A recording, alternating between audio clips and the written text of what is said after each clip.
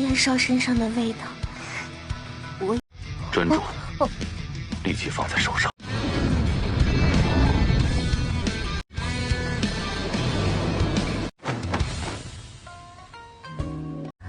荣曙光，你该不会对燕……哎呀，不行不行，借以拜做师傅。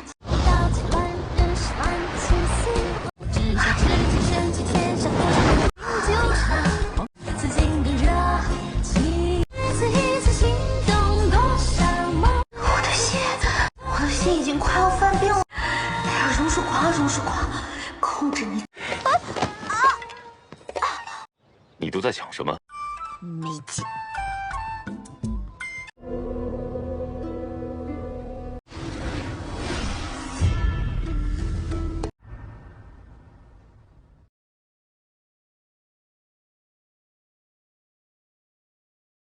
Yan Shao menghampiri bocah itu yang di dalam penjara. Ia sudah tahu mengenai identitasnya, seorang anak yatim piatu dari sekte Junsan yang membunuh gurunya sendiri sehingga diusir dari sekte, bahkan menjadi buronan sampai saat ini. Yun Shao juga tahu alasan ia membunuh gurunya karena gurunya itu salah berlatih ilmu bela diri dan mengalami penyimpangan energi tenaga dalam. Hal tersebut membuatnya kerasukan dan sangat menderita. Maka dari itu, gurunya meminta untuk dibunuh demi menjaga nama baik sekte Junsan. Yan Shao tahu ia adalah orang baik dan memintanya untuk berhenti mengikuti sekte lembah iblis. Mendengarkan itu, bocah di sana yang bernama Sang Guan menyadari kesalahannya. Ia pun memberikan semua informasi rahasia tentang apa yang akan dilakukan sekte lembah iblis berikutnya dan memohon agar melepaskannya dari sana. Ia bersumpah akan menjadi pengikut setianya karena ia tidak ingin mati sebelum semua orang mengetahui kebenaran tentang kematian gurunya agar tidak terjadi kesalahpahaman lagi. 做坏人很容易，做好人步步艰难。双光头，你应该为你师父好好活。 Singkatnya, Shao Qi mendapatkan informasi Sang Guan menghilang dari penjara. Ia pun segera pergi mengecek ke lokasi dan ternyata benar bocah itu sudah tidak ada. Ia pun memerintahkan pasukan untuk mencarinya dan menutup pintu gerbang. Sementara itu, Sang Guan yang telah berhasil keluar dipinta oleh Yan Shao untuk menemui seseorang peramal di pasar yang merupakan anggota organisasi Tiangang miliknya. 花间校门口有个常在那儿算命的先生。 这馒头有人动手。 Sang Guan sesaat memberikan sebuah bakpao yang berisikan racun, pemberian dari Wan Qi. Ia juga berkata, Wan Qi dan seorang pelayan bernama Liu An juga sama sepertinya, bekerja untuk sekte lembah iblis. 你万事小心。 Setelah itu, Yan Shao seperti biasa setiap malam menyerap racun dingin di tubuh Rongsu. Karena ia sedikit kelelahan, setelah melakukan itu, tubuhnya mulai lemah dan tanpa sadar pingsan di sana.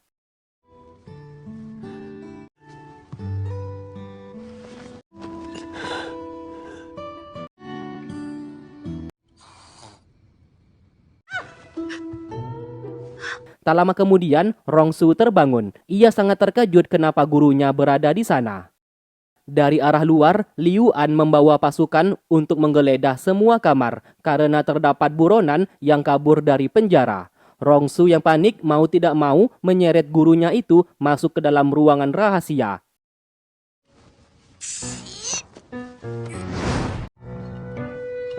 Jinrao.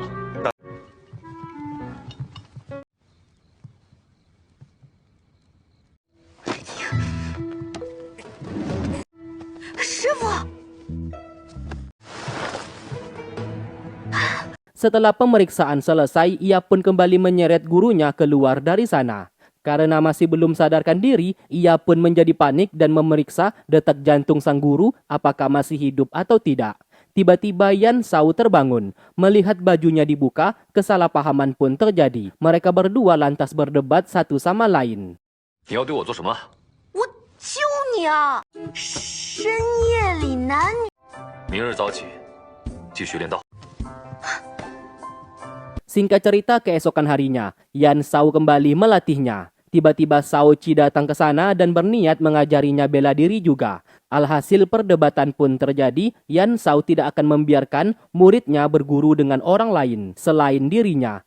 Rongsu memanfaatkan situasi dengan menyuruh mereka berdua bertarung. Pemenangnya maka akan menjadi gurunya. Tentu saja, Yan Shao dengan mudah mengalahkan Shao Qi.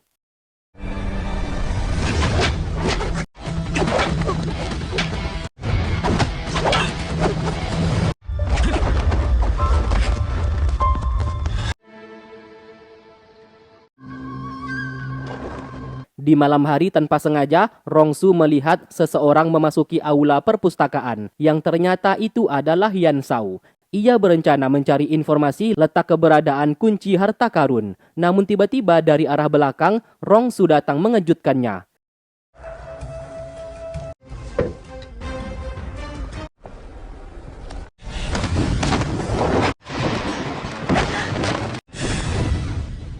长夜漫漫，燕少爷无心。你鬼鬼祟祟的， Tak lama kemudian, Shao Qi masuk ke dalam perpustakaan itu setelah mendengarkan suara gaduh dari dalam. Mereka berdua pun segera bersembunyi.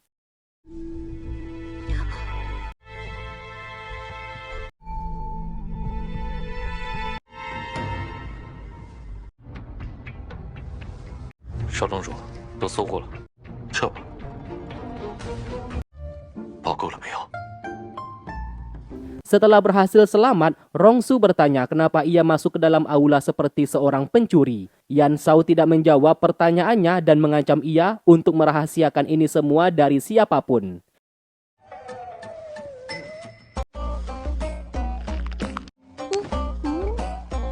Mereka berdua pun segera pergi. Dari kejauhan, Liu An melihat itu. Dengan segera ia melaporkan masalah tadi malam kepada Wan Qi. Yang dicurigai, Yan Shao berhasil mendapatkan informasi keberadaan kunci harta karun. Wan Qi lantas memerintahkannya untuk terus mengawasi pergerakan Yan Shao. Lalu kemudian ia menemui Shao Qi dalam melaporkan seseorang yang menyelinap masuk ke dalam perpustakaan tadi malam adalah Yan Shao karena ia tak sengaja melihatnya keluar tadi malam. Mendengarkan itu, Shao Qi langsung menangkap Yan Shao dan menuduhnya telah mencuri sebuah kotak yang berisikan informasi keberadaan kunci harta karun di dalam perpustakaan. Awalnya, Yan Shao tidak mau mengaku, namun sayang Shao Qi berhasil menemukan kotak tersebut dari saku bajunya.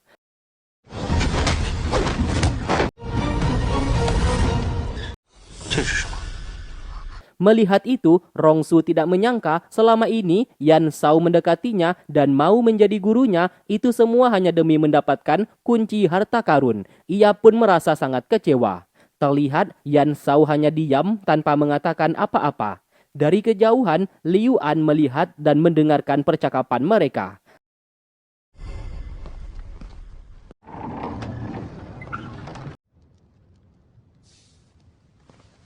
Alhasil, Yan Shao dimasukkan ke dalam penjara. Di sana Rongsu tidak percaya lagi kepadanya dan mulai sekarang ia memutuskan hubungan mereka berdua. 从此以后，你我两清。你相信我是那样的人？ 再也不见。 Liu An kembali melaporkan apa yang telah ia lihat. Yan Shao telah dipenjara, Rongsu memutuskan hubungan dengannya. Saat ini kemungkinan besar Shao Qi telah menyembunyikan kotak yang berisikan informasi kunci harta karun di dalam aula perpustakaan. Wan Qi lantas memerintahkan Liu An untuk segera mencurinya. Ia yakin penjagaan di perpustakaan pasti sedang longgar, mengingat Yan Shao telah dipenjara. Di malam hari, Liu An segera menyelinap masuk ke dalam sana. Tidak sulit baginya menemukan tombol mekanisme yang menyimpan kotak tersebut.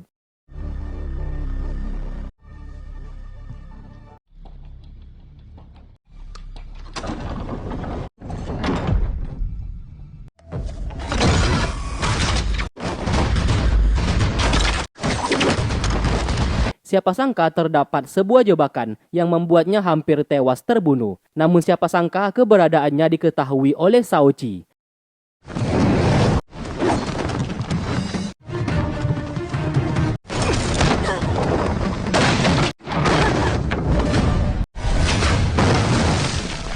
Di saat ia hampir berhasil kabur dari sana, Yan Shao bersama Rongsu segera menghentikan. Dari sinilah kita baru tahu ternyata mereka semua sedang memainkan sandiwara. Kita pun flashback sebentar, Yan Shao di saat itu memberitahukan kepada mereka mata-mata sekte lembah iblis adalah Liu An. Maka dari itu, mereka mulai membuat skenario Yan Shao bertugas berpura-pura mencuri sebuah kotak yang dikatakan isinya merupakan informasi keberadaan kunci harta karun di dalam aula perpustakaan. Lalu kemudian, Shao Qi yang mengetahui itu hendak menangkapnya dan merebut kembali kotak tersebut. Mereka sengaja melakukannya di tengah lapangan supaya Liu An melihatnya. Agar lebih meyakinkan, Rongsu bersandiwara seolah-olah merasa kecewa kepada Yan Shao. Dengan begitu, Liu An bisa percaya kotak itu memang berisikan informasi keberadaan kunci harta karun. Liu An sangat terkejut, ternyata isi kotak itu tidak ada apa-apa. Semua pasukan di sana hendak menangkapnya, Liu An berusaha kabur dari sana. 出卖尉迟山庄，受谁的指使？要杀便杀，想死是不是？偏不给你机会。 Wan Qi lalu datang, ia pura-pura polos seolah-olah tidak tahu apa yang terjadi. Padahal ia memberikan kesempatan kepada Liu An supaya menyanderanya, dengan begitu mereka tidak akan bisa menangkap Liu An.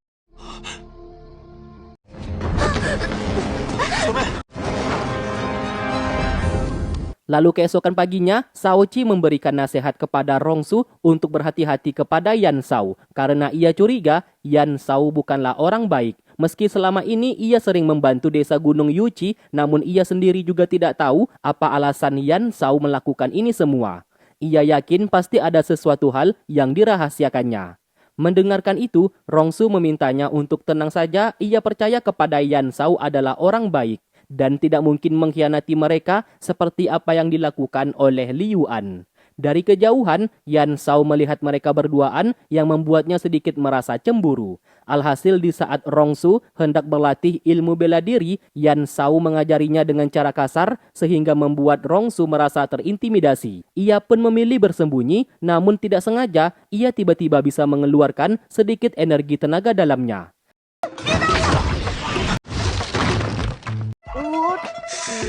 Tentu saja ia begitu sangat senang meski hanya bisa digunakan dalam waktu terdesak saja. Setidaknya ia sudah ada peningkatan. Yan Shao menduga tenaga dalamnya yang telah hilang secara perlahan kini kembali lagi.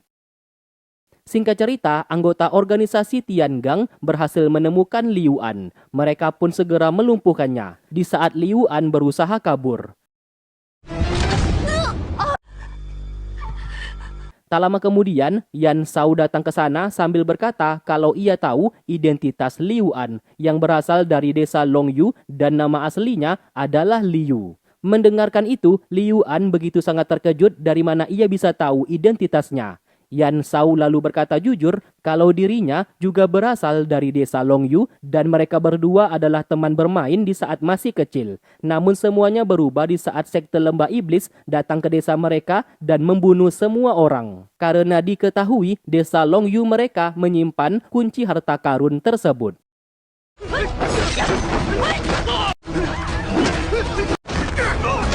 Kita pun diperlihatkan Yan Shao kecil diberikan sebuah kalung oleh gurunya. Rongsu juga mendapatkan kalung tersebut dari sang ibu. Lalu kemudian mereka bertiga berusaha kabur dari desa itu, namun sayang mereka diserang sehingga terpisah satu sama lain. Setelah tragedi pembantaian tersebut, ternyata bukan hanya Rongsu yang masih hidup, Liu An juga berhasil selamat. Di sanalah ia tak sengaja melihat Tuan Lin datang ke desanya dan mengira ini semua ulah perbuatan dari Tuan Lin. Dikala itu, Tuan Lin mengangkat Fang Yi menjadi putrinya dan mengubah nama aslinya menjadi Rongsu.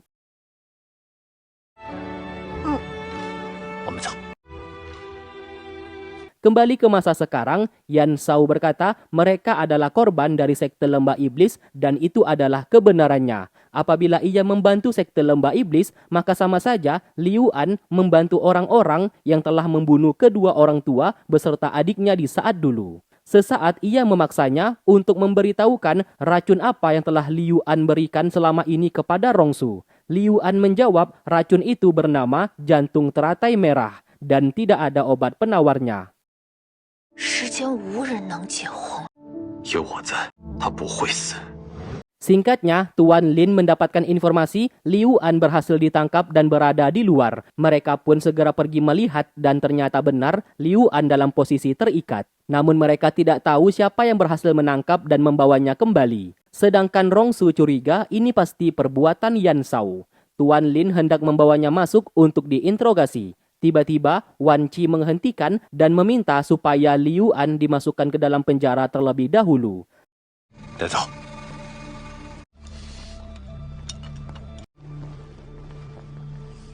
Adegan lalu berpindah ke sektor Linghu. Mereka dikejutkan dengan sebuah jarum berbulu merah, yang dimana itu adalah tanda sekte lembah iblis memberikan dua pilihan kepada sekte mereka, apakah memilih bekerja sama atau dihabisi.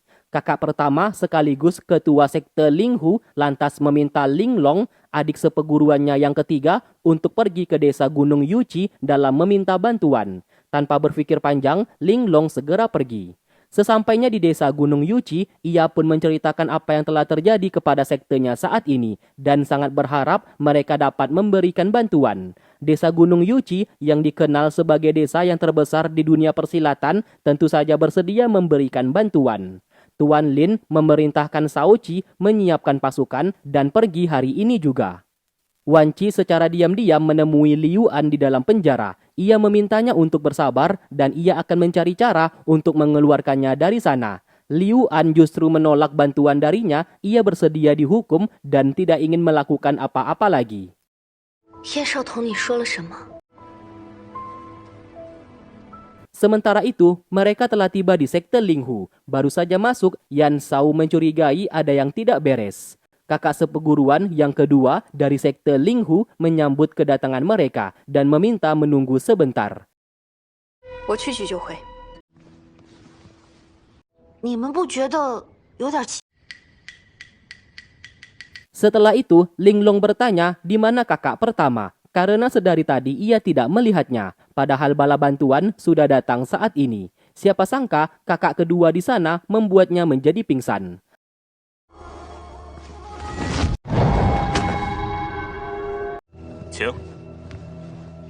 Lalu kemudian ia kembali dan memberikan segelas minuman kepada mereka semua sebagai bentuk penghormatannya karena mereka sudah mau datang. Siapa sangka teh tersebut berisikan racun yang membuat Yan Shao beserta yang lainnya tidak sadarkan diri. Ternyata kakak kedua ini bekerja untuk sekte lembah iblis dan itu semua adalah jebakan. Terlihat ia diberikan sebotol obat penawar.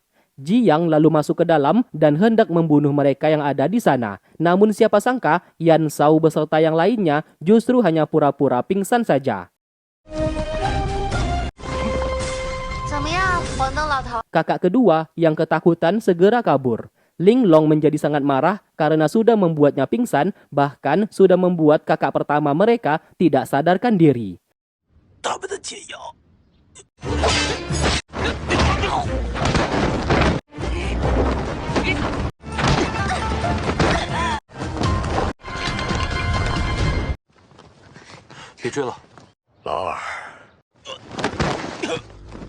Akibat kejadian itu, kakak pertama sekaligus ketua sekte Linghu menjadi sangat marah kepada adik ketiganya. Di sana kakak kedua berkata jujur alasan kenapa ia melakukan ini demi menyelamatkan sekte Linghu mereka. Ternyata sekte lembah iblis sudah meracuni sumber mata air mereka sehingga sekte Linghu saat ini menderita keracunan air. Demi bisa mendapatkan obat penawarnya, terpaksa ia menjebak Yan Shao, Rongsu, beserta yang lainnya sebagai pertukaran agar diberikan obat penawar tersebut. Ia pun sadar akan kesalahannya dan memilih melakukan bunuh diri untuk menebus dosa-dosanya.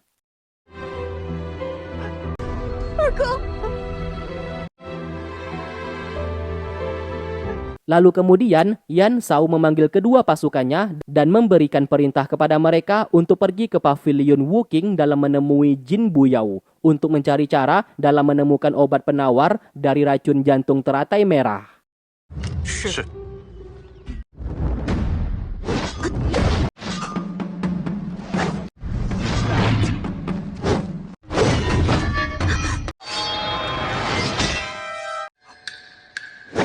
不气造贪婪卯劲习武之人的首要道。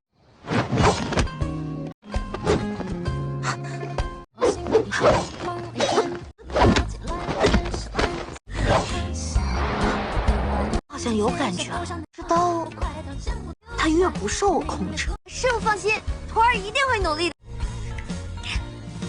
Rongsu bertanya kepada Ling Yu apakah ada cara untuk memperkuat tenaga dalamnya secara cepat.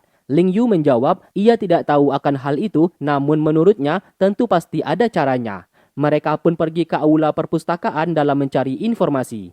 Lantas mereka menemukan sebuah buku yang tertulis ada satu cara untuk meningkatkan tenaga dalam secara cepat, yaitu mereka memerlukan 5 ekstrak racun paling mematikan di dunia. Meski terdengar sangat berbahaya, Rongsu tetap mengambil buku tersebut dan segera pergi dari sana.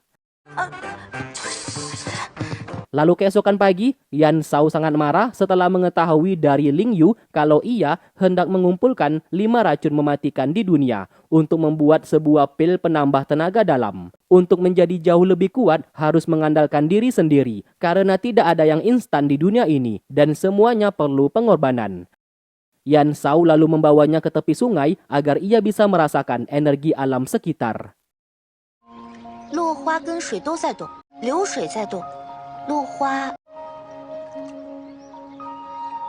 落花逐流水。